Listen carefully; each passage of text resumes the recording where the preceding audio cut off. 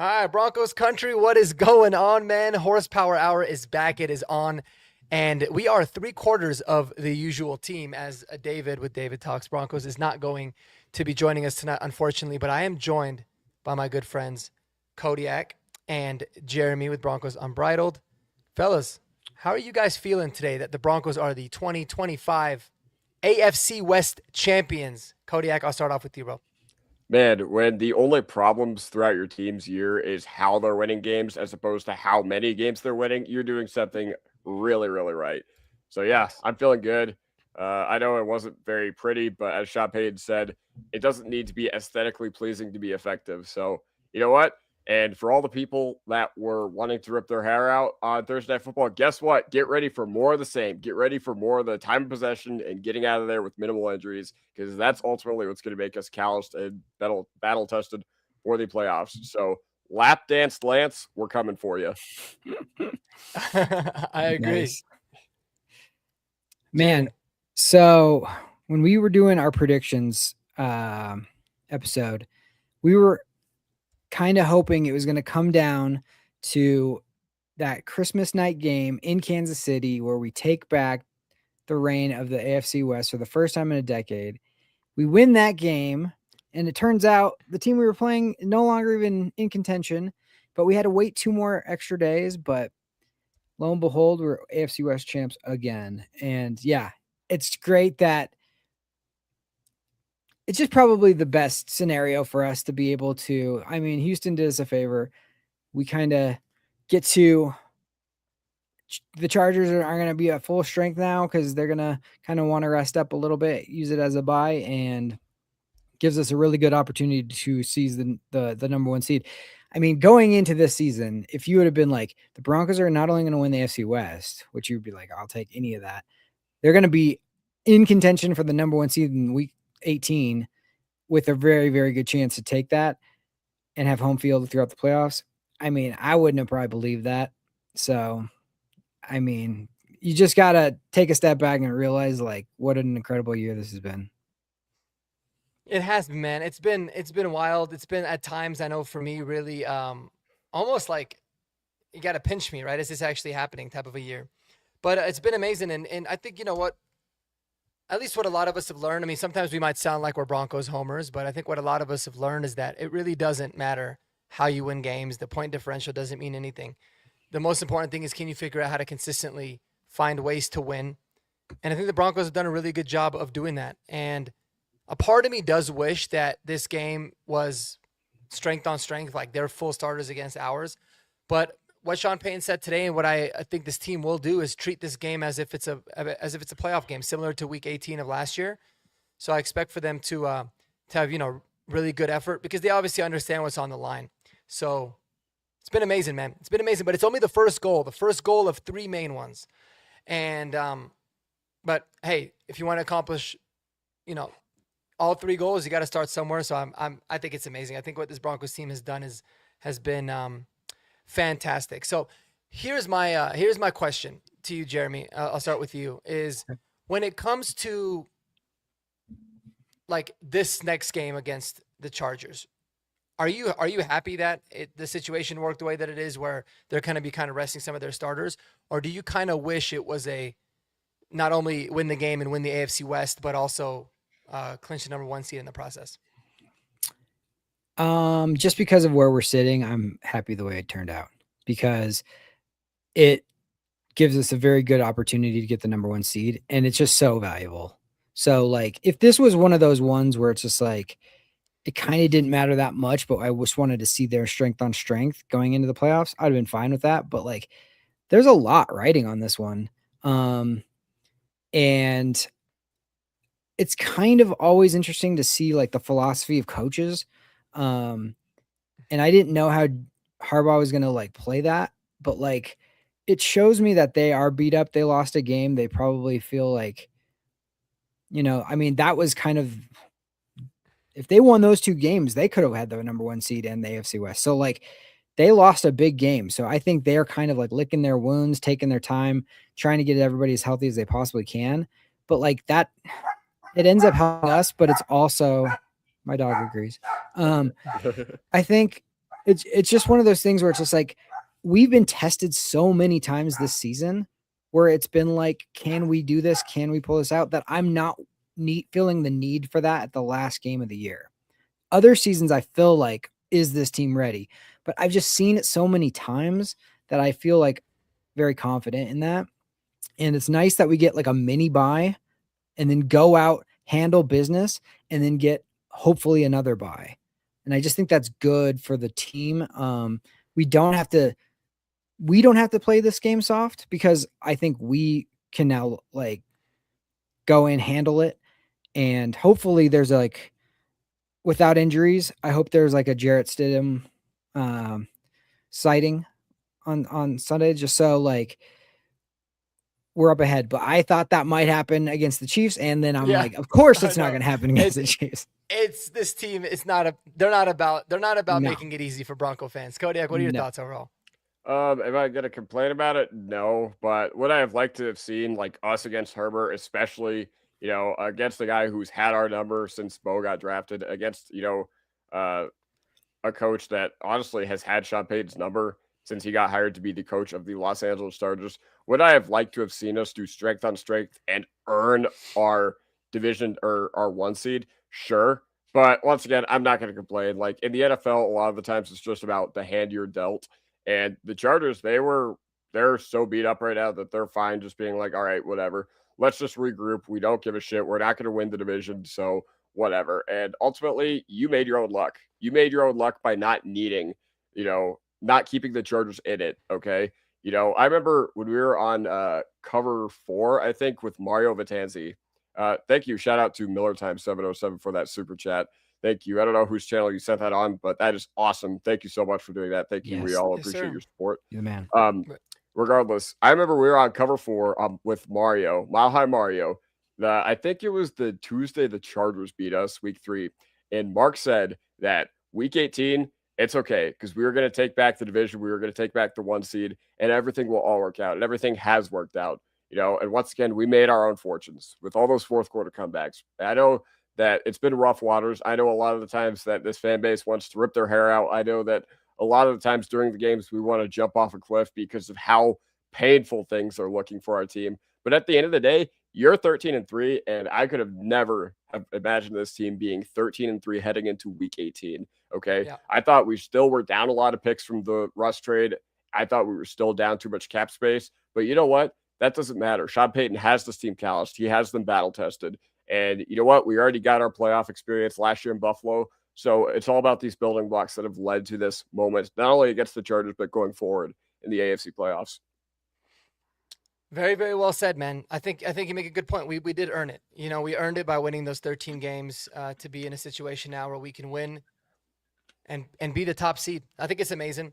Quick thoughts. Is there anything before we get into the stock up, stock down? Is there anything you guys wanted to talk about specific to the Christmas Day game against the Chiefs? I know we haven't had a chance to speak since then. It feels like it happened a month ago for whatever reason. It's just such a crazy long weekend. But I'll kind of open it up to you and get your thoughts on that. Yeah, Jeremy, you want to start? Or I mean, to me, it was like it was just like the more thing I said to Mark when we did like the post was just like, of course they're never going to make it easy. Of course, everybody think it's going to be easier than it is. It's like people are fumbling the football, picking them up, and then throwing for first downs on you. You're like, all right, I guess whatever. You have 57 yards of offense and it's tied. How? I don't know. But like, it's just one of those things. So that game was a weird one. And like I told Mark, a lot of people had a nice glazed ham for Christmas and everybody else got a glazed Travis Kelce game. Cause my goodness, they act like this guy like went to the moon and back. And it's just like, he had a good career, man. Good job. And that's all and hopefully that's that. It's interesting. I just real quick about that, watching that Elway doc that I recommended for you guys to watch. And I know you guys have watched it since. Yeah. It just goes to show you like how amazing, like walking off, like back-to-back Super Bowl champion, Super Bowl MVP is your last game you've ever played football. It's just I know Travis Kelce was like, I want to come back because we lost in the Super Bowl and I don't want to go out that way. And now he's going out as a 6-win team, like where no one cares. And it's just kind of sad. Well, people, I mean, obviously, like the media cares, but like it just is like shows that more how amazing the Elway thing was. It really was. And it's not an easy thing to do. And it's sad. It's kind of sad to see like you go out on the way he did, but not for Broncos fans at all. No, not at all. I think talking about the game specifically, I think, what it taught me was that there's a lot of things that we just have to swallow and accept with Sean Payton being our coach. Like, obviously, he has done the most remarkable turnaround in professional sports. Jeremy actually disagrees with me and thinks that his Saints turnaround was even more impressive, which, I mean, we'll talk about that at a later date. But, I still think, up against unprecedented circumstances, lack of draft picks, lack of capital, and the fact that we're where we are now, 3 years after getting our doors blown off and getting roasted by Patrick Starr on Christmas Day, that's pretty remarkable. That being said, there are some things that we just have to accept with Sean Payton being our coach. And I guess one of them is these Thursday night games are going to look ugly. Okay.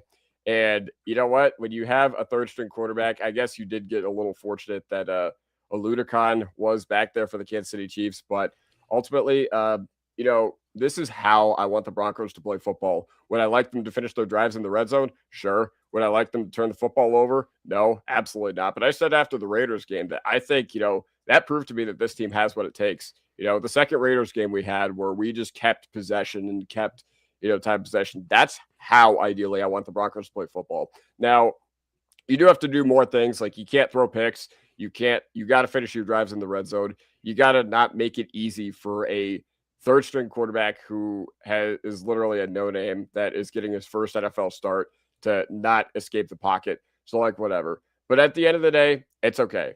Like once again, it's when the problem is how you're winning as opposed to how many games you've won, you're doing something completely right. And a lot of people last year, a lot of people this year are just like, well, the Chiefs didn't, or look what the Broncos are doing this year compared to what the Chiefs were doing last year. And my response is, listen, the Chiefs were given so many games by the referees last year. We don't have ref ball on our side. Okay. We have the complete opposite. A lot of the times it feels like we're fighting an uphill battle. So Definitely. yeah, ultimately, I feel like our year is actually more impressive than theirs was last year, with all our fourth quarter comebacks and winning by the skin of our teeth.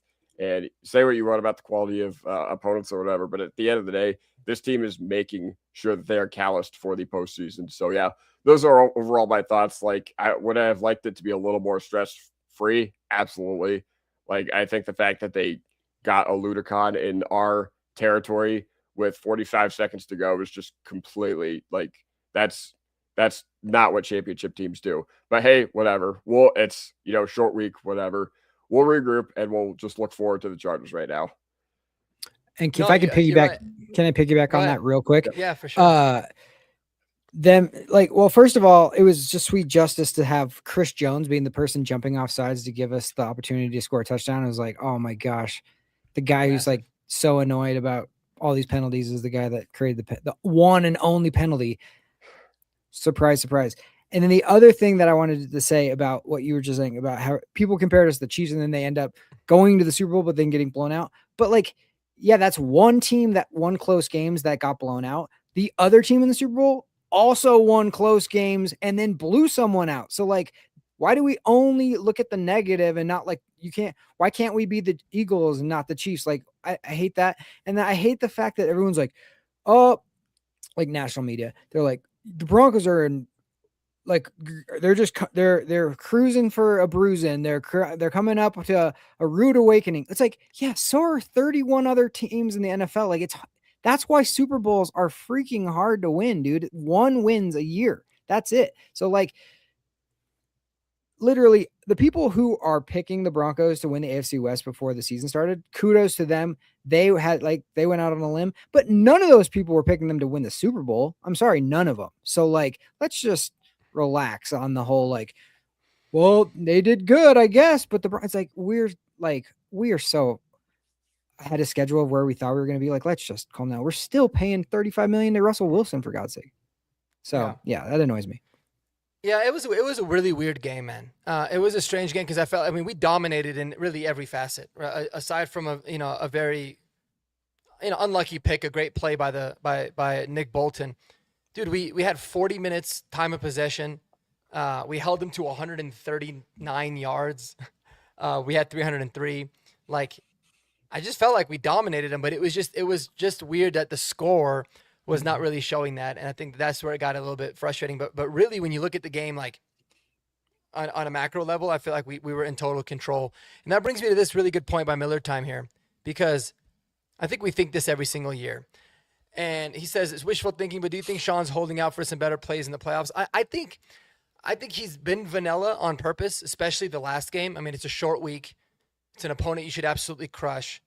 You treat it like a preseason game. That's kind of what they did. And this game against the Chargers might look very similar, but I don't know if he's necessarily holding out. I don't know if teams do that because they want to practice, but I think that they showed a lot of what this offense is going to look like in like the month-long stretch, before the like leading up to really the Packers game, where they went under center a lot more, where they really, committed to running more, or at least doing plays that were like extensions of the run. But getting Bo under center, do some play action, getting him more comfortable. I think that's going to be a lot more of what it is that we see. Yeah, but the big thing is being able to finish on the drives. I mean, the red zone on both sides of the ball, how our defense does in the red zone and how our offense does, has really dictated most of the way games have gone all year, and I think it's going to be no different in the playoffs. So we will see. All right, you guys want to do some stock up, stock down? Well, real quick on that, I just wanted to say, like, I do think Sean Payton is like kind of keeping some stuff. I think these last couple of games, let's just get in, let's control the clock. I mean, he's by design trying to get these long drawn out drives, make the game way shorter, get out without a lot of plays, and just handling it that way. So I do think that's purposeful. And also on the play calling, I think he has certain things he really, really likes that he is kind of, I don't know, not saving because he probably has run them before, but like he knows, like, we're going to save this again. I think tempo is a big part of that. I know when he's yelling at the media to be like, shut up about tempo, it's because he's like, I got you. I'm watching Especially it too. at I home. understand. Especially at Yeah. home, man. Yeah. No So doubt. like, I think there's a lot of things. That doesn't mean it's media. Just because he's holding them doesn't mean it's going to work, but it does mean I think he does have his eye on some certain stuff for sure. And it kind of depends on the matchup and all that kind of stuff. But like, I do think there's a little bit of that for sure. Well said. Well said. I completely agree. So any other thoughts, Kodiak, on that? You want to piggyback on that at all before we? Yeah, I'm with Jeremy. Like, I know that Tim Jenkins, who's a way smarter football mind than I pretty much will ever be, he said that the Broncos' game plan against the Chiefs was the most like vanilla thing, like almost like a preseason game plan, like a day one training camp install, where they just did not throw in any like specialized concepts in. They were just like, all right, we're just gonna run like the most basic plays, run the most basic playbook, and I thought Bo did a fantastic job. I know a lot of people on my timeline, and I have friends that are up in New England. Were just like, "Oh my God, he had such a horrible game." I'm just like, dude, did you not understand our game plan? Do you not understand what we were trying to do? Did you not understand that we were just trying to control the clock? And yeah, it shouldn't have been that close at the end, but I put that primarily on the special teams. I put that on a couple guys on offense for not being able to finish in the red zone. But yeah, that's what I have to say about that. Yep, totally. I thought he played Yeah. really well. Couldn't agree more. Could not agree more at all. So that brings us a good segue. Jeremy, if you want to take it away Yeah. with some stock up, stock down. I know that Yes. this is your baby. Let's just start off with that right there. I thought Bo played really, really well. The one interception was like a really good throw and play by him. It just was like a little bit more amazing of a job by the by the Chiefs defense, and like him getting even a hand on that was like pretty incredible, and it just bouncing or like flying right to, I forget who picked it off, but like literally it could only have gone right there. Nick Bolton. Bolton that picked it. Okay. Yeah. Yeah. I mean, that's like a good play by Bo, and it just was like ended up being a bad result. But like, I really didn't feel it like there was anything that I was just like, oh my gosh, you shouldn't have done that. That was just unfortunate. And that just is one of those things where it's like, for whatever reason, this season, I felt the same way in 2015. And I'm not saying it's going to end that way, but like, there's a reason all this is happening every week. There seems to be like a moment or a time when it's like, okay, this game is going to come down to like who makes plays in the clutch. It's going to come down to the end.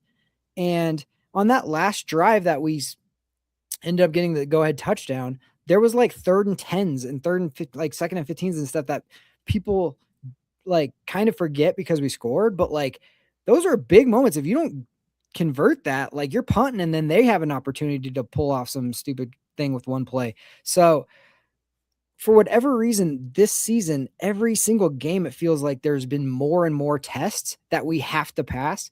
And when there is a season like that and you're passing them, I feel like it's adding up for some reason. Like just to be disappointed in a random game. Like, I don't know. I just believe that things like you're approached by things or things are like opportunities are come to you, and it's how you deal with those. And then you get more and then you get more. And I feel like this team has accepted those opportunities and like passed those tests. So Yep. Well said. Kodiak, who do you have on stock up, stock down? Man, you guys talked about it in your post game show the day after, but I was sitting on my grandparents' living room, absolutely bored out of my mind watching you guys. And I was like, oh, I want to contribute. And you guys talked about Alex Forsyth, man, oh man, talk about redemption. Okay. Talking about the disaster that happened last year in Arrowhead. And really, we haven't seen him on the field since that point. Or I know he had played on field goal block. I know he played a couple snaps here and there on special teams, but talk about him. I thought he played fantastic. It's clear that the locker room really respects him. It's clear that the locker room has his back. Like even after the thing happened last year, Bo was like, "Listen, man, anybody blaming him for what happened, he was really sticking up for him." But then McGlinchey comes out and says, "Yeah, like he works harder than almost anybody on this team." So I was really really happy with Forsyth. Like I know that there's been a lot of anti Wattenberg propaganda this year, especially early on. Like I think in the back half of the year, he's been great or whatever. But there are a lot of people that were excited to see Forsyth, and like I wasn't one of them. I was never one of those like, hey, let's bench Wattenberg or whatever. But at the end of the day, Forsyth came in and he looked fantastic. And you know what? I guess I did comment this on your guys' stream as well. MVP, one of the team unsung MVPs this year, Zach Strief, man. You plug Palcho in, you barely lose anything at left guard. You plug Forsyth in, you barely lose anything at center. Now the real test will become playoff time. Let's see how Forsyth does with the challenge. Let's see how Palczewski does with the challenge if they're still rotating him in or out or whatever. But at the end of the day, stock up Alex Forsyth. great one. Yep. That's a good pull, man. I think Forsyth was awesome. My stock up is definitely got to be RJ Harvey, man. Yes, there's been some things that we've been critical on him about, his average yards per run, and is he a traditional running back? And I think that there's a lot of room for growth. But dude, all this guy has done is make plays. He's got 12 touchdowns on the season, 12 as a rookie. You can make the argument, I made a video about it, you can make the argument that he should be up for Offensive Rookie of the Year. He won't win it because running backs have to have like an unbelievable year to win that award. But dude, talk about someone that wasn't even the starter for a majority of the season, and he's come in, bunch of pressure, bunch of different things on his shoulders, learning multiple positions, and all he's done, in my opinion, I feel like is make plays, and I'm looking forward to see how RJ Harvey's gonna continue growing and what he can contribute for us in the playoffs, because he's massive, man. He's absolutely massive. Jeremy, you got anybody else? Stock up, stock down you want to go with? Yeah, let's go another stock up. Let's go Jonah Ellis. I just thought he played. I mean, you kind of forgot like all that he can bring, and then you saw some of that. Like there was one, I think, where they ran at him, he shed his block and then made the tackle on the guy that was coming his way, and it was just like, oh shoot, that was like next level. And he is relentless. That's what I liked about him coming out of college from Utah, and I was just like, oh yeah, this is a really, really good guy to have on the football field. It's interesting to see how the pass rush is kind of toned down a little bit in these last few weeks. Sean Payton made a comment about that being kind of by design, as far as like it's more important to keep them in the pocket than letting them escape because we're like overdoing or whatever. But man, having your backup pass rusher be Jonah Ellis right now is just like, man, this guy could wreck a game. Like he's like right there. So seeing that again, I was just like, man, thank goodness he's back, and we really need him going in the playoffs. Absolutely. I love me some Jonah Ellis. His brother's been balling tonight too, man. He's a good player. They're all good, man. Yeah. Kodiak? Yeah, so if you do me a favor and highlight the most recent comment from Vic Chin 8655. I don't know what it is, but it seems like our offense just does not work without Lil Jordan Humphrey. I can't understand it. I don't understand it. He's a role guy. When Lil Jordan Humphrey left last year, I was like, thank goodness. I was tired of watching him get so many snaps on the field when he's not really that much of a factor in the receiving game. I was so tired of watching him drop balls right into the defender's hands. I was so tired of him turning the football over on the first drive of the game. And he did that for like a month straight last year. But at the end of the day, like, I don't know what it is, man. But ever since we signed him, and his first game was the Chiefs game, the first Chiefs game, and that was really when our offense really flipped the switch like that overnight. So I'm willing to put that on Lil Jordan Humphrey because Trent Sherfield sucked. Like, before we cut him, I was literally thinking that Trent Sherfield had the worst year of anybody on this team, like, with no exaggeration. But yeah, I thought Lil Jordan Humphrey, he made that really, really clutch play on 3rd and 10 where he was just wide open in the middle of the field. Nobody even close to him. And overall, I just think that, he's one of the unsung heroes of this team too, because, we believe in second chances here in Broncos country. Think about Garrett Bowles, think about Vance Joseph. Well, I guess I'm very happy to admit that I was wrong about Will Jordan Humphrey. So once again, can't explain it. I have no idea why it is the way that it is. But once again, with these Sean Payton things, you're just going to have to accept that you're going to have a bunch of skill dudes who do the very unsexy things. And Will Jordan Humphrey is the ultimate engine that makes this offense go. Can't explain it, but hey, whatever. Sports are weird. And he might be the best like yak receiver we have. Honestly, he has that ability. And there was that play that you're talking about on the 3rd and 10 where he caught it. I mean, he was like an ankle tackle away from maybe breaking that to the house because he was like super pissed off that he got tackled there. He just doesn't get the ball enough. But I just remember that one play he made when Stidham came in and Stidham hit him on that like slant. And then he took like a 50-yarder to the house and he broke like 4 tackles. It's like, we don't have that guy typically. Too, right? Yeah. So like, if you can give him some space, like he can cook, man. It's just like, it was always the 2 steps forward, 1 step back with him. And this year so far, knock on wood, like he's been really good and I'm glad to have him back.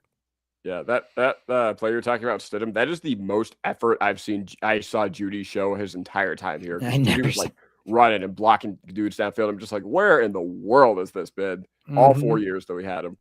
That's right. I remember that was a big, man. I remember watching Michael Burton go down and lay a block too, hustling his ass off. And I thought, okay, I understand why Sean likes that guy now. Yeah. Because that was all effort, all heart there as well. But no, that's a good pull. I think my stock up, one more for me is PJ Locke, man. Talk about a really nice bounce back. I mean, he was horrible against the Jags. Horrible. He looked late. He looked like he was missing plays, missing tackles, couldn't cover anybody. Really, really was definitely worried about him, but he was flying around against the Chiefs, man. I think he really wanted to go out there and play better. Thought he looked a lot better, and we're going to need him. We're going to need him because he's going to play at least the next 2 games, and we know one of those will be a playoff game for sure. So shout out to PJ Locke. It was nice to see him bounce back a little bit, and someone that I'll always root for, especially, hearing his story in the offseason with the broken, I think it was a broken neck or was it a broken back? Either way, it was terrible. I don't know. Oh, I think it was neck. Yeah. Yeah, it was his neck, I think. Yeah. And, to be able to see what he's gone through, Broncos stuck with him. Hopefully he can go out there and continue to make plays, man. We need him to be as good as we possibly can with some of the injuries that we got on the defense. So, Jeremy, any stock downs or any additional stock ups? Sure. Yeah. I can throw the kitchen sink here. Like I got 2 little stock ups and 2 stock downs. Quinn Miners, getting Chris Jones to jump was like, that was the play of the game, honestly. Yeah. And for him to like do the snap count and then be the one that like got him and forced them to call that penalty, that was so huge. And he was pumped. So that was awesome. Michael Bandy, 2 games in I a was gonna row. say, Like, yeah, give him dude. a little Is love. he Like, is he a problem? Is he good, man? I think he's probably I mean, he decent. seems like he's pretty good. Yeah. Well, Tim Jenkins even like shouted him out like with one of the plays where they kind of ran a rub route without even being a rub. It's just like it kind of gets in the receiver's way for just a half a second, and Bandy's breaking out. And if you throw it right when he's breaking, there's nothing that the defense can do. But like to trust a practice squad guy to be like, you have to run this exact route, this exact time, and be ready to catch it. And he did on that third. It was like a third down where he just caught it, and I was like, man, Michael Bandy, I like seeing him. When you see him, you kind of go like, oh, Wes Welker or whatever with the 83 and short white guy. He But looks like him. Yeah. Yeah, again, that was awesome. Stock downs are my typicals. The refs always like got to make it us against them. I don't, it's like The refs always take L's from Jeremy on horsepower hour. Oh, Dude. It's the like, best. Can you for one time in your life like just call a hold ever? Like it's insane, dude. I told Mark, I was like, they could rip the arm off of like Nick Bonito and they wouldn't call a hold. Like it's just insane. So he's complaining about non-calls. Meanwhile, their quarterback's fumbling it and picking it up and throwing for first downs. It's just like so frustrating. The other one was just like, I've already mentioned it, but it's like the announcers just obsession with the Kansas City Chiefs and Travis Kelce and Taylor Swift. And just like, just get over. It's over. Like, even when they're losing, they can't stop talking about it. I don't understand. I've never seen anything like it watching football my whole life. I've never seen commentators just be so enthralled. And the thing about Travis Kelce is like 99% of the players in the NFL, they just call them by their first and last name, Bo Nix, Drake May, whoever. They call Travis Kelce Travis. Like, Travis is running, Travis with the touchdown. It's like, do you know this dude? You guys like hanging out on the weekends? Like, what is this? It's crazy. Like, they don't call him Kelce. They call him Travis. It's like, I don't get it. I don't know. But I'm glad it's almost over. Yeah, I think the only time that's actually acceptable is when a quarterback has like or not even a quarterback, but like a player has like a defined nickname like Dak or Lamar. Because how many other Lamars or Daks are there in the NFL? Yeah. But yeah, no, Travis, that's ridiculous. Like it's like a soccer player. Yeah, that'd be like a WWE announcer calling John Cena John. Like, cool. No. Cool, good job. Yeah. Big Mac, I've already mentioned this. I've been pretty I guess I haven't had the chance to actually come on and make content about this, but the pass rush, you guys are killing me. You guys are absolutely murdering me lately. Like, I know Sean Payton said that thing, well, you don't want to have you don't want to have him escape the pocket. You don't want to do the cage rushes. They didn't even do a good job containing him. Okay. No. He had those 2 like decent scrambles for whatever. And once again, I'm not like, I know everybody's making it about Nick Bonito because we just paid him and he was off to a really hot start early in the year. And that's completely fine. And that's completely valid. I think some of it's on Zach Allen too. Even though he's not like the get sacks guy, he's just the push the pocket, get sacks or whatever. He had 9 pressures against Green Bay. So ultimately I'm not worried about him. But Jonathan Cooper, where have you been at, dude? Like he has 1 half sack, I think, in the last 6 games. I heard, I was on a plane watching Zach and Phil on 104.3. I think Phil brought that up. And I'm just like, dude, like, where are these guys? What in the world happened? That, like, I know that schematically there have been things to be done that just slow down our pass rush, because I think teams realize that in just true drop back situations, I think that they know that it favors us, especially with our pass rush. But at a certain point, you got to make a play, dude. Like, you were going up against 3rd, 4th, 5th string offensive tackles. You went up against the Jaguars' 2nd string offensive tackle, and Nick Bonito called himself out, was like, I played terrible. Mm-hmm. He was like, I played terrible. He was like, I played like ass today against the Jaguars. And then what does he do? He comes out against the 3rd stringer, and Bonito gets like a batted pass, which thank you for batting that pass away, I guess. But at the end of the day, like, I don't know, maybe help your secondary out a little bit. Maybe don't give a 3rd string quarterback all day in the pocket. Maybe make Trevor Lawrence actually do something to you. we did it really well in the first 2 drives of the game against Jacksonville. But other than that, man, these dudes were just getting pushed around and bullied. And once again, I think it was a little bit better this past game. But I mean, I would have expected that. You're going up against what? A completely depleted Chiefs team. So get it together, pass rush. Like, I'm sorry. Now, once again, I'm calling them out, obviously. I think, they've earned the graces and the faith of Broncos country. But if this happens, if this shows up in the first playoff game, we're going to have some real discussions about this team or about this unit. Yep, 100%. I think Jonathan Cooper was definitely my big stock down. Really disappointed with how he played. I mean, at least Nick Bonito had 4 quarterback pressures. Jonathan Cooper had 0, and he wasn't even that good against the run and sealing the edge at times, it seemed like. And then I got really pissed, honestly, from him with his stupid late night tweets. F the Chiefs, and what else did he say? He said something like he said Kareem Hunt's a bitch. Oh, he said Kareem Hunt's a bitch, and he said something like, yeah, he was going on this little rant, and I don't understand it. Like I don't know, man. I've never been a fan of that, because if the roles were flipped, and we had the run that the Chiefs just had, and then we had a shitty season this year, and the Chiefs were on the up and up, or any team, and there was a guy just like talking crap about a player. It's like, obviously the Chiefs have been living rent free in Jonathan Cooper's head. I didn't like it at all. I'm glad that he deleted it, but it's a really weird thing from him. And he kind of had that little back and forth in the Giants game too. So listen, if you're going to go out there and ball, talk all the crap that you want, but you've been struggling the last few weeks. I don't like it. I don't like any extra attention kind of being put on our shoulders as a team. But I also wanted to say stock down for Court. I'm glad Miller Time talked about it. Dude, Cortland Sutton's been killing me.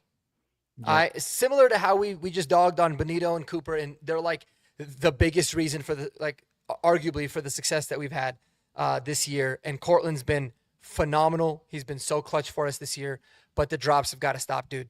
Like I can't deal with it no more. Come the playoffs, he's got to get it cleaned up. I mean, dropping an absolute dime of a throw from Bo Nix between 2 guys, hits him in the numbers in the end zone. He drops it.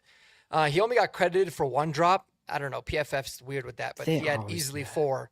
Yeah, he had easily 4 last game. Man, he's a leader of this team. He's the most reliable guy that we have typically, and I just feel like he's got to start playing a lot better. No doubt about that. I think they lower the drop numbers just so it's not so bad. I don't think they want Bo to have as good as stats, honestly. And I think they don't want it to look like he has all these drops when he literally has 6 a game, it feels like. And Cortland having 4.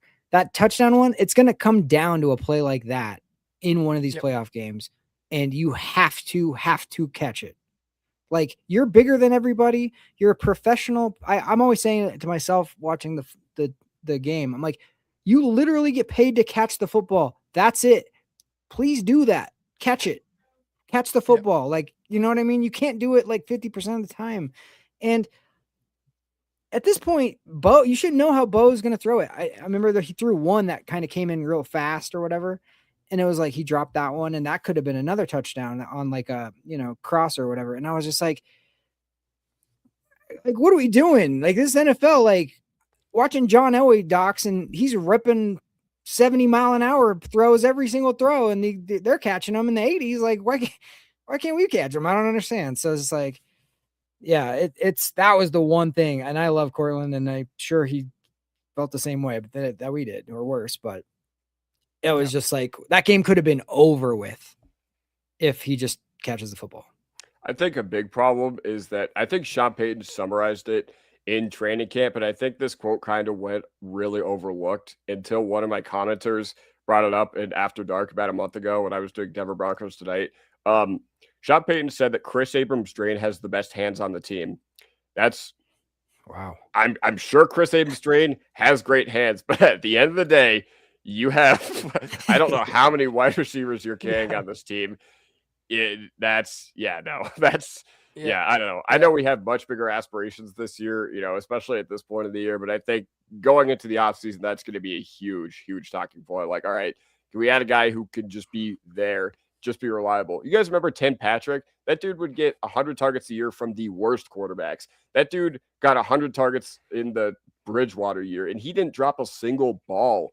But yeah, no, at the end of the day, like Cortland Sutton, you just got to come up bigger, because imagine what this game would have been like had Sutton held on to at least one of those footballs. It would have been way less stressful. And once again, you're right, Jeremy. It didn't hurt us against the Chiefs, but it shouldn't have hurt us against the Chiefs. All right. If something like that happens against the Chargers, if something like that happens against, whoever you play in the AFC playoffs, then it's going to come back to bite you. Like, the margin for error is this slim. Okay. Mhm. So yeah, I definitely agree with you guys. Huge stock down to Cortland Sutton. There was another stock down that I wanted to mention. Oh yes. I feel like the Palczewski Powers thing, it's just not working. I feel like both those guys, just whatever they're in, I'm just incredibly unimpressed. And I think on the Bow interception, Palczewski just completely whiffs on his block. Completely whiffs on his block. Like he's blocking air. And this never happened all season. I feel like the rotating guys in and out, it is just, it is, just commit to one and just go from there. Because at the end of the day, like Palcho has played some phenomenal football this year. You guys can see my jersey I got in the back. But at the end of the day, yeah, no, it's a little like you can't see these guys get into a rhythm, when they're being pulled out and subbed out, and one drive is yours, one drive is the other. Like, dude, it's not the preseason. We're going for the 1 seed. Just play him. Like, okay, whatever. Mark, didn't you have that same surgery that Powers did? And you said that your strength wasn't up to full speed. It's good that they're getting him acclimated, and I get the reasoning behind it. And maybe short-term pain leads to long-term gain. That's certainly the hope, and I get the thinking behind that. But right now, it's painful. Right now, it's painful. Maybe long-term it pays off, but right now, it's painful. Yeah, I think I would be shocked if that's going to be how we proceed moving forward. I'm confident 100% of the reason is to just get Ben Powers back up to full speed. I think he probably plays 100% of the snaps this week. And if it doesn't look good, then they might have to just start Palcho, because we know how it looks with him, because it's obviously a health thing right now with Ben Powers. But I would be, I agree with you 100%, but I'd be floored if that was the plan moving forward. Sorry, go ahead, Jeremy. I was just going to say, like, I honestly think that's Sean Payton's whole philosophy is like short-term pain for long-term gain. Like the way he even brought Bo in day one, he's like, I'm going to give him too much to chew. And then he's just going to get acclimated to that. And then there's certain quarterbacks, they're like, this is their strength set and this is their skill set. And then we're just going to play to their strengths all the time. And they don't really ever advance to that. Then once the defenses kind of learn that, then they're kind of like, uh-oh, what are we going to do now? Where Bo is like sink or swim, and eventually you're going to get slightly better and better and better and better. And then now it's like you're comfortable with a lot of things. I think he does that purposefully. And we built that cushion that we could kind of do that a little bit, but I totally agree. There's no way I see them rotating people playoff time. It just can't. Yeah. Doesn't make any sense. Got one more small one, one more big one. Okay. I guess small stock up, Martin H's. He's just unbelievable. Another small stock down. Stud. Lucas Kroll. Like, we haven't had him for I don't know how many months, and we haven't missed a beat. So, it's like, what does he even do? If he's on this 53 next year, I'm going to be really, really upset. If he makes this roster week one, I told you guys, I was going to flip out. I love it with, guys that have been on IR that I completely forgot about just catch strays, bro. That's the best.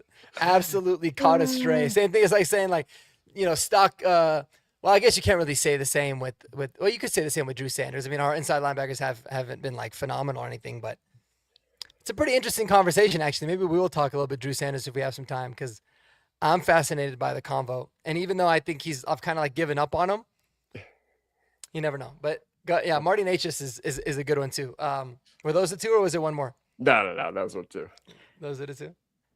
I'm just pulling up some Martin H's numbers. Yeah. Oh, he had a goal. He had a goal tonight. Yeah. Love it. Yeah, he's a beast, man. The abs are stupid. The abs are ridiculous. Oh wait, I have one more real quick one. Go for it. Yeah. I thought, and I said it to you the other day, but DJ Jones, I thought really played really well. Oh, yeah.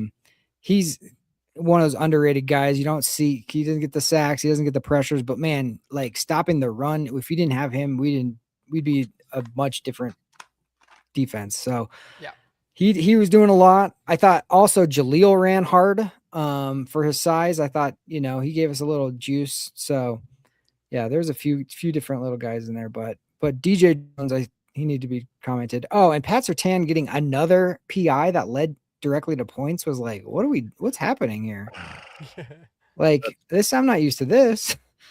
I know that's unrealistic expectations to be like, go the whole season without getting a PI, but like, I just haven't seen like it's been like 2 out of the last 3 weeks that he's gotten. It's been way too consistent. Yeah. It's just like I just feel like he didn't need to do that. He didn't know where the football was, and he just kind of panicked. I think a Yeah. little bit. He tried to play it off too, but like we're not going to get that call. No. So he doesn't seem 100% right. He seems like something's been bugging him injury wise. I know he's been banged up a couple times, but he's kind of looked hot and cold. But I agree.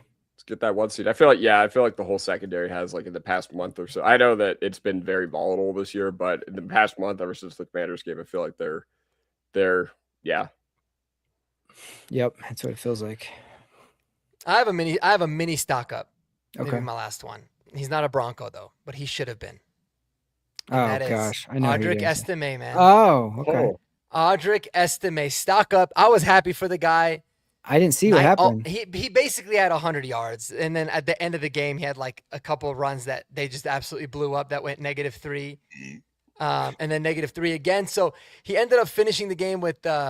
Let me pull it up here. Where's he at right now? I don't even know. He's with New Orleans. He got the start. Oh. Yeah, 14 carries, 94 yards, and a touchdown. He also had a catch for 4 yards. He's been playing really well the last few weeks, man, and it bothers me. It bothers. Of course me it does. I get it, man. Like, Jaleel's looked good at times and whatever, bidet, but we don't really have a back that brings what Audric Estime brings. I really wish we could have kept him around. So just a little shout out there to Audric Estime. Hope he keeps balling. Yeah.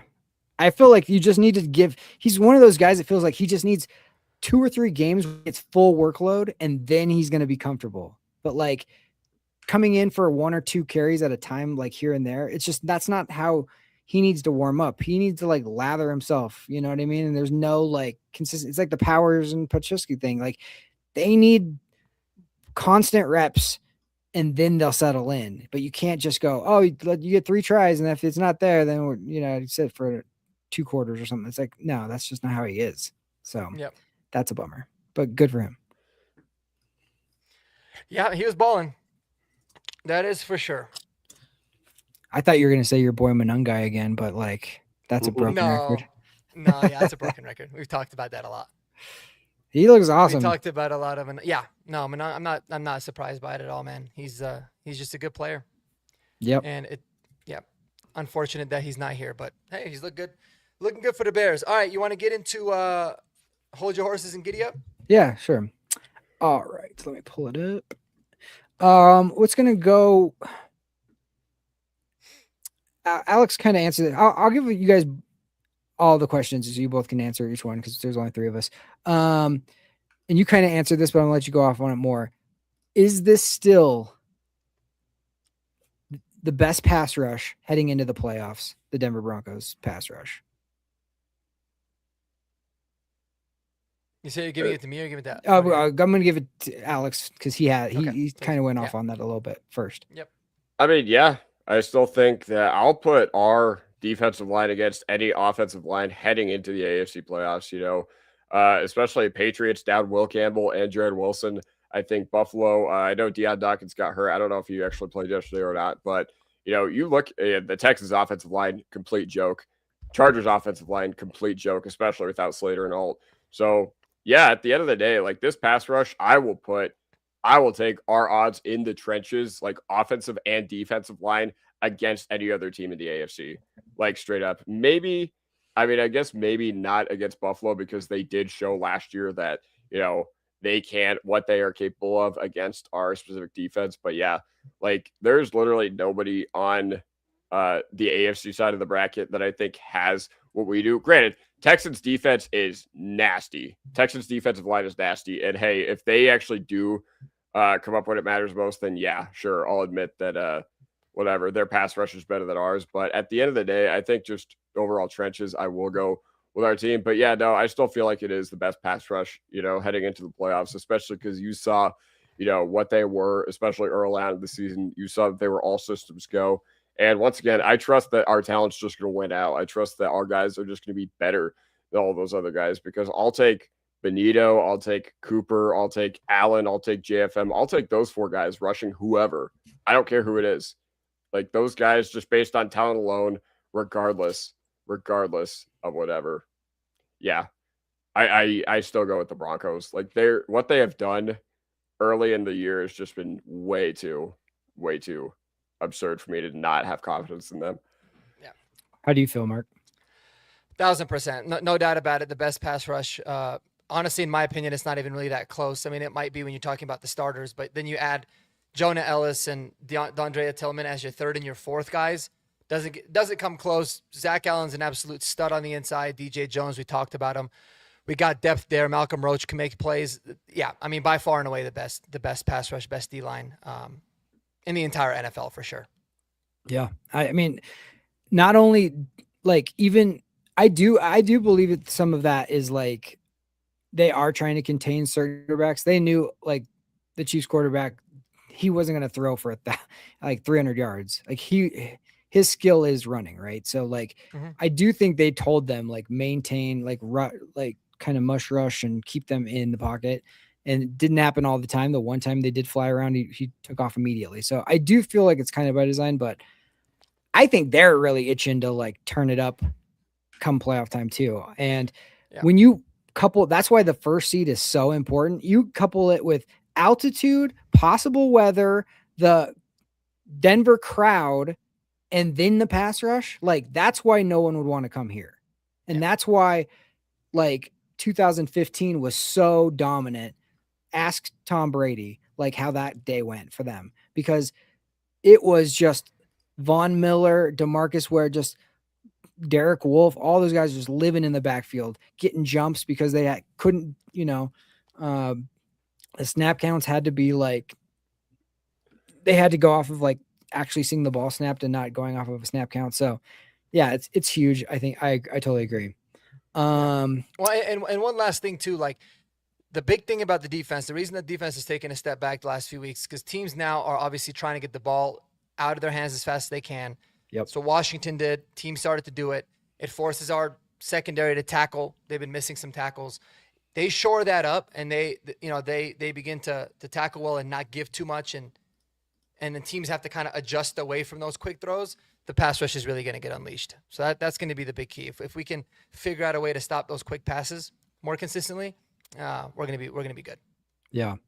And what's the weirdest thing about this season, and I do not have complaints about how this season has gone, but like the one kind of odd thing is even with a really good pass rush that we've had, it hasn't resulted in a lot of turnovers, which is typically not the case. When you're getting that much pressure, usually, especially younger quarterbacks or like mid-tier quarterbacks, they're kind of like throwing stuff up for grabs more, and they just really haven't done that. And I don't know if it's because they know like it's PS2 out there and some other really, they have really good defensive back as well. But like, it's just weird that this team had this good of a defense and hasn't resulted in a bunch of turnovers. So I'm welcoming those anytime. Like that can still happen. And all that matters is they start happening in the playoffs, because the Russell Wilson year we had with Sean Payton, the only reason we were competing for this, like the playoffs near the end of that season, was because we had that streak of like 5 or 6 games where we were turning it over like 4 or 5 times. And everyone's like, oh, this is not sustainable. Well, hey, if we had 3 playoff games and they're all that way, then we're going to be world champions. So like you only need 3. So exactly right. So with the home field advantage and the crowd and everything, I know that they're making an emphasis on that, because that's the easiest way to win games is get turnovers. So, okay. Second question here. Alex also talked about this person, so I'm going to go to Mark on this one. First, Alex Forsyth showed in one game that we shouldn't be concerned about the center position. No, I would say hold your horses for sure on that one. I thought he played great. I was happy it was against Chris Jones and like a decent defensive line. But no, there's going to be there's going to be bigger games that he's going to play in. There's going to be better opponents. Obviously, getting into the playoffs, you're going to have, some elite defensive linemen that you're going to go against. So I would say, yeah, it's way too early in one game, but I feel really good about it for a lot of things, like a lot of reasons. And it was even prior to the Kansas City game. One, Alex Forsythe has been with the team for a while, so he's familiar. Like they obviously love him. He's been developing, doing his own thing. Him and Bo has got the chemistry from when they were in college, which I think is really important. But you know that he's going to know the checks, know the calls, and then you hear about how everyone talks about him. And it started with Bo Nix throughout the rest of the organization. They just talk about how unbelievably hard he works, how he prepares, as if he's a starter all the time. So those are all things that make me really optimistic. But I definitely think we have to see it more often for sure. Yeah. What do you think, Alex? Yeah, I'm completely with Mark on this one. I'm holding my horses just simply because, while we were happy, it's still a 1 game sample size. And you know what? Ideally, with all 5 of these guys, I mean, we've had 4 out of these 5 guys going back to 2023, going back to Sean Payton's first year.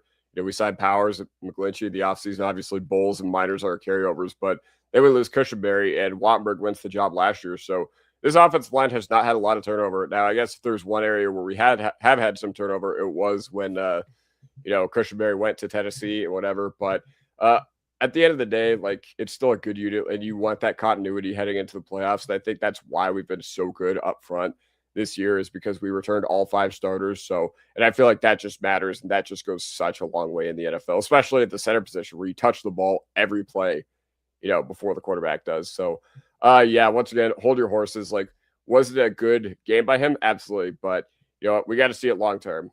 And we just extended Wattenberg for a reason. So, Yeah, ultimately, that's the way I feel about it. Yeah. I will say the one thing that is like gives me a lot of confidence is the fact that if this was just like a typical backup center that's just got one game under his belt and played well, I'd be like exactly the same. But just because he has such like experience with Bo himself, I feel like that takes it to the next level of where they already have a really good relationship and they're comfortable with each other. And if you noticed, like, I don't remember exactly if it was like after a touchdown or the winning play or whatever, or the final kneel down, but like Bo and him like immediately were like hugging it out. Like Bo obviously super respects Alex Forsythe, saying he's like nobody prepares harder in the league, which is like, what does he do so much that his backup center is preparing that hard? I don't know what he's doing, but like that's the one thing that gives me confidence, because backup centers, you're like, oh God, is he going to start snapping it high or low or whatever? You don't know. And it just feels like remember last season on that KC game that went south because of the block, like Bo was like first person to defend him and all that. So I don't know. I just feel like that's a good sign to have your backup center be almost like that close to your quarterback is good news. And he played 4 games. I mean, he played in 4 games for us last year too. Can't Yeah. forget that. Yeah, Yeah, and that's true. was on our end. And he was He played good. really well. Yeah, Yeah, he was played really good. solid. Same time as Palczewski last year and for McGlinchey. So, Yeah. Yeah, I always wanted to see what he could do, like putting him up against Wattenberg. The fact that they went with Wattenberg and then they signed Wattenberg that contract, I'm like, okay, but I mean, so far so good. It's looking good. So Yep. I hope it keeps it up. All right, this one I want you guys to rank who's most responsible for the turnaround that has led us to be AFC West champions again for the first time in a decade. I have 5 different people or groups, I guess, on one, and rank them 1 to 5. 1 being most responsible, 5 being least responsible. You got Sean Payton, George Payton, the Penners, Vance Joseph, and Bo Nix.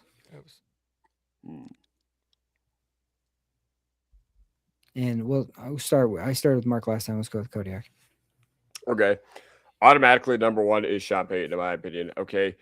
I know that this team was in on Harbaugh. I know that this team was in on D'Amico Ryans, but at the end of the day, you cannot convince me that going from such a losing culture to building a winning one overnight, saying we're not going to be doing what we did, under the previous regimes. He came in here in February of that year, and just a month earlier in January, Sean Payton was like, we are not going to do any of that Russell Wilson BS here. So that ultimately, to me, just claims that he just affirms by stamp that he is the most responsible. Now, there is no Sean Payton without the Penners. There is no Sean Payton without the Penners. And not only do you get the benefits of, being able to pay your head coach $18 million a year, because that does matter. Some teams cheap out on that, but ultimately, the Penners, what do? We see it every year. They pay hundreds of thousands of dollars to make sure that we have a safe playing surface for games. They also, are paying so many assistant head coach salaries. How many assistant head coaches do we have on our coaching staff? Like 3. Okay. And once again, when your order is worth $250 billion, or just do whatever you want to do. And then 3, I go Bo here. Like, obviously there is no, if you don't have a quarterback, you have basically nothing in the NFL. And you know what? The fact that it flipped around like that overnight when we had the right guy, not only leading our team, but it's clear what the players think about him. Hufanga going up to the podium wearing a Bo Nix shirt after week 1 this year when against the Tennessee Titans, Bo didn't have a very good game. That just shows me what this team thinks about their quarterback. Number 4, I think, do I go Vance or George Payton here? You know what? I go Vance here. And here's why. So this defense obviously flipped the switch overnight. They went from, allowing 70 points in 2023 to generating that insane stretch of turnovers. And while it hasn't been fun the past month or so, I think everybody in Broncos country can say with confidence that this has been absolutely fantastic. Now, 5, George Payton. I don't want to short him. I don't want to discredit him. I think, I've shit on him a lot over the past year, whether it's deserved or not. And I don't apologize for how I feel about him or how I felt about him, but he is a really nice team without Sean Payton. But if you're going to lose one, I think, that's the one that you're most apt to be losing. And I think the continuity would still be completely fine. Now, obviously, still a very, very important part of this team, but we've seen what George Payton looks without Sean Payton, and that's just what I'm going off of, unfortunately. Results-based industry. Yeah. Mark, what do you think? Love it. Any changes? Yeah. Well, would you have a number 1? Sean. Oh, Sean. Yeah. So I have it flipped. I have the Penners as number 1. And the reason for me is just my logic is it always starts from the top down. I mean, Sean Payton always says the number 1 reason why he wanted to take this job was because of the ownership group, because he knew how important it was. So yes, Sean Payton, you could easily rank him number 1, and it's hard. Like, you can basically, flip the 2. But the thing about the Penner group, man, is that they've shown that they're just committed to allow for everything to be maximized. And they've really allowed for Sean to do everything that he's wanted to do, from the little things to the big things, traveling better, nutrition program, better practice facility, the best surfaces to play on, everything. They've gotten all of that as well. So I think it definitely starts from the top down. I mean, I always used to say it, and my wife was always so confused. Like, why does the ownership really matter that much in sports if, like, they don't make direct personnel decisions all the time? But it's just because of the culture. It's because of exactly what it means to be a Bronco. Like, this ownership group has single-handedly turned us from being one of the franchises that nobody wanted to play for. Not forget being terrible and all the other, like, being memes and all that. Like, no one wanted to play here because we never paid our guys, to everyone wants to come here and everybody buys in because they know that if they perform, they're going to get rewarded. So that's what it means to be a Bronco. I think it's massively huge. Number 2, I had Sean Payton. I think Kodiak's reasons were all the same reasons as mine. He's just been masterful in terms of reading the room, managing the roster, understanding, having a plan, sticking to it, having guys buy in, keeping guys as healthy as they can, putting them in the best position to succeed on the field. He's been a beast. Bo Nix, number 3 for me as well. As you said, you don't have a quarterback, you don't have anything. He's single-handedly brought belief to the team, to the city, and he's just been awesome. He's been getting better and better, which is great. And then I do got Vance Joseph at 4, and George Payton at 5. Again, I don't think that – I think George Payton's been great since, he's done more good than bad. He's done a lot of bad. I think he's done a lot more good. But he's been really good since him and Sean Payton have been working together, so you've got to think Sean's got a lot to do with that as well. Obviously, George learned from his mistakes, and he's willing to, like, get rid of those mistakes quickly, like which I appreciate, because I hate when someone's like, "Oh, I signed him, so we're gonna ride it out." He's shown that he can, get rid of those mistakes, and he's very good in the draft. So you got to give him that. But yeah, it's a really good list because I think all of them are massive pieces to the Broncos' success overall. Yeah, I would just to change it up slightly. I mean, for me, Sean's one just because it's like I saw what happened when Shanahan came in. They had Pat Bowlen and they had John Elway, but it wasn't until Shanahan came in and changed the culture to where they became like a perennial contender. And I feel like that's Sean Payton and Mike Shanahan are so similar in the way that they just control the emotion and the leader of that whole club. Like just the fact that I mean, I can't understate it enough. The changing of the culture was like so hard to do. And like there was a lot of losing and a lot of like, I mean, you heard the players, and for him to be like, I know we just paid this guy 80 some million, we're getting rid of him and shipping out certain people. Justin Simmons is like, no offense to him, but like that's not a popular move at the time. And people are like, why are you doing this? Like Von Miller saying he wants to come back. No, thanks. Like just like he has a way to do things and he's going to do it that way and it works. And he has everybody bought in. And he handpicked my number 2, which is Bo Nix, just because again, like you can look at like a team like the Bengals where Joe Burrow can like lift a bad franchise with bad owners to like Super Bowl contention.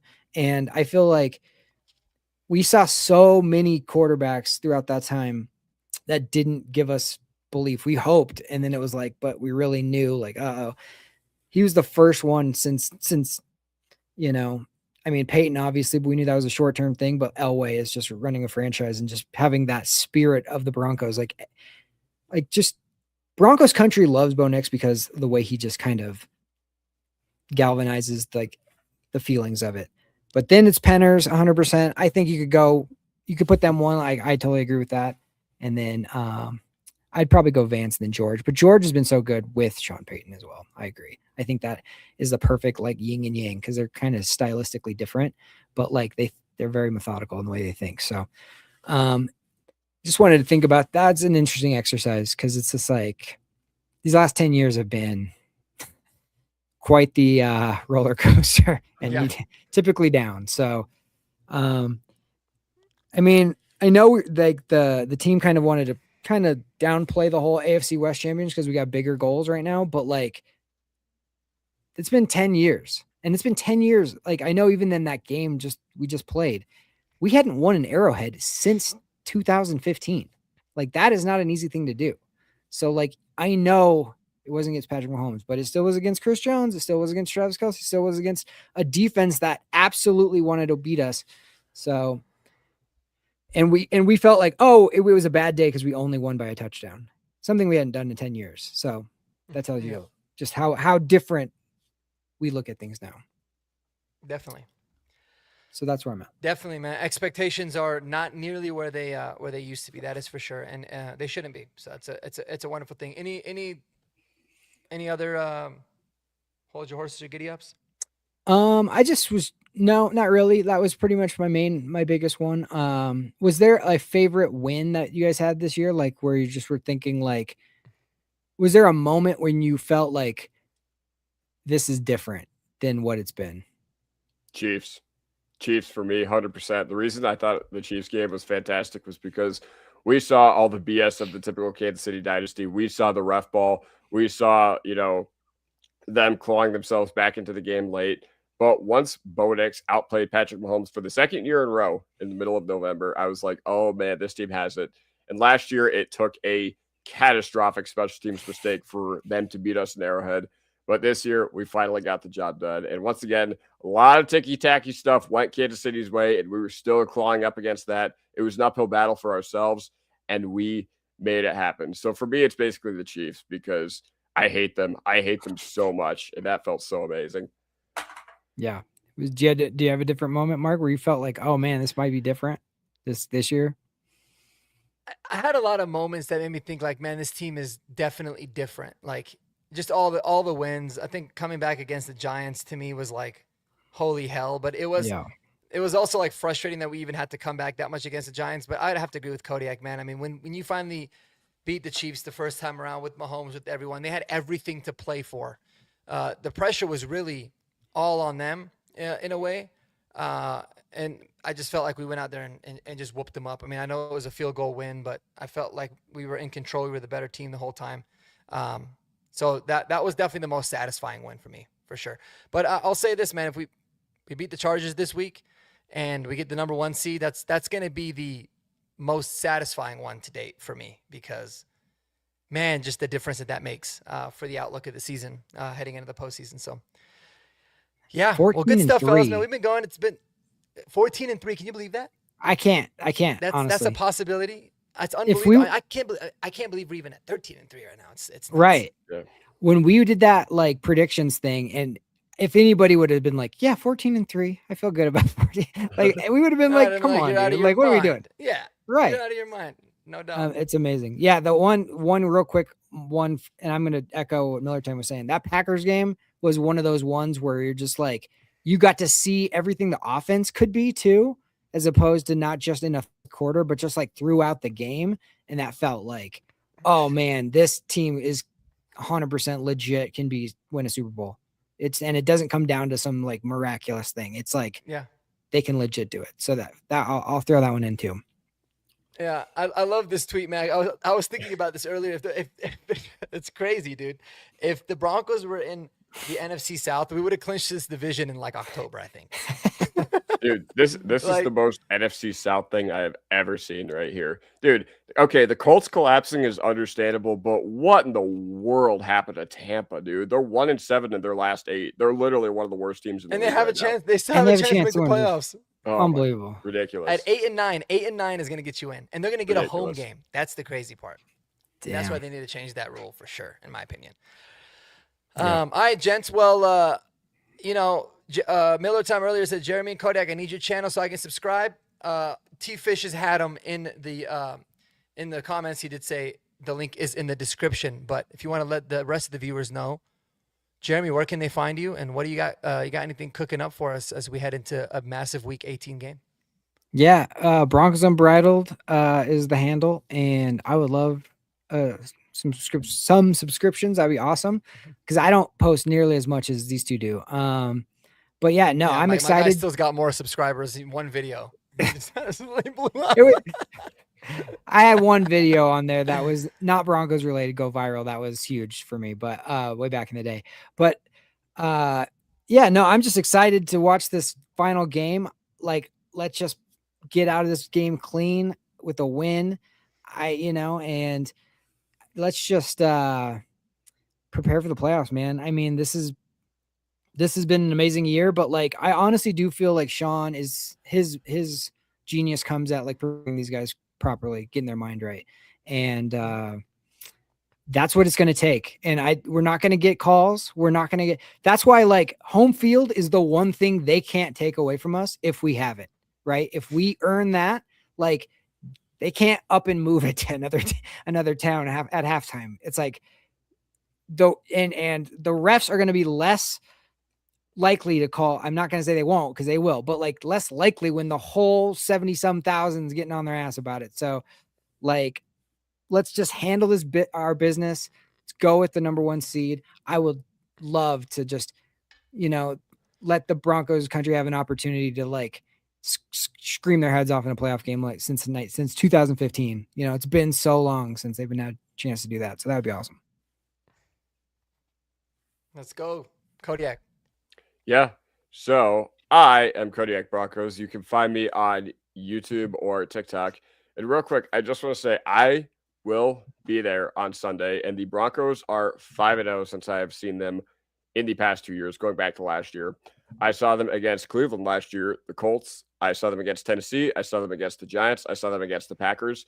And even though a couple of those games were completely improbable, every time I've been in attendance the past 2 years, they have won. So if you guys want to start a GoFundMe for the first playoff game and hopefully the divisional round and hopefully the AFC Championship, then by all means, I'll give you my Venmo. But at the end of the day, yeah, just an absolute pleasure that I've gotten to experience this with y'all. It feels like the NFL season went by like that because football Always months go does. by probably 5 times faster than non-football months. But man, what an absolute pleasure it has been to chat with y'all Broncos country this season. And yeah, overall, let's finish the year strong. And I'm hyped. I am hyped to finally have a playoff game in Denver for the first time in a decade. Yes, sir. Me too. I hope you didn't just announce or curse it, man. But I'll tell you what. I knocked if you on make wood, it, so don't worry about if it. you make it 6-0, we'll get that GoFundMe started for sure. cool. But that's right, guys. That is right. Go make sure you subscribe to both of the channels on YouTube, on TikTok, on all the socials. Guys, it's been an unbelievable year, man. And we're not even done yet, baby. We're not even done. But by far and away of all the highlights that this season has given, the highlight truly for me is doing Horsepower Hour with you guys every single Monday. It's been something that I always look forward to. This community that we built, all these great people that I met, it's always been great. So looking forward to many, many more of them, man. And hopefully we're going to take this strong through February. That is the goal this season. But appreciate y'all, man. Everybody in the chat, you guys have been dope. Have a wonderful rest of your evening and a very, very happy New Year. Man, go Broncos, baby. Go Broncos, Peace baby. out.